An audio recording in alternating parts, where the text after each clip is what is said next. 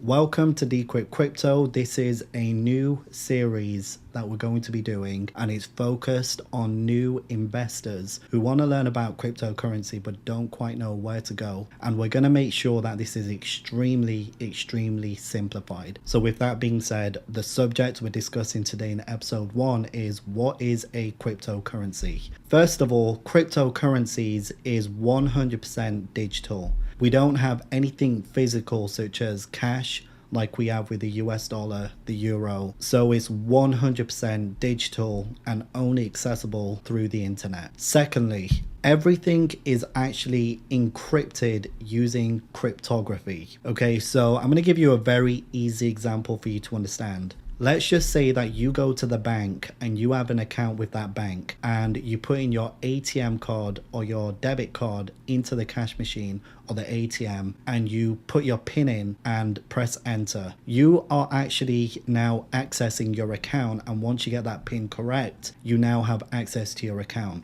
You can withdraw money and do what you need to do. That entire process that bank uses is using cryptography. The bank has set up a way in which you put in a secret code, and once you press enter, you're able to now actually pull out your money. But it also validates and authenticates that you are the person who is accessing your account, and this is done with the banking system. Now, where cryptocurrency differs from this is that it's actually peerless. So there's two parts to this. You have a public facing address, which means I can send you cryptocurrency to your public facing address. However, only you can access your account using your private key, very similar to the way that you would put in your PIN in order to access your account at a bank. Before we resume the video, if you still need a personalized discussion, schedule a one-on-one call with us at decryptcrypto.net, and we'll be here to support you on your journey. With that being said, let's get back into the video. So now let's remove the banking system completely from this equation. When it comes to cryptocurrency, you become your own bank.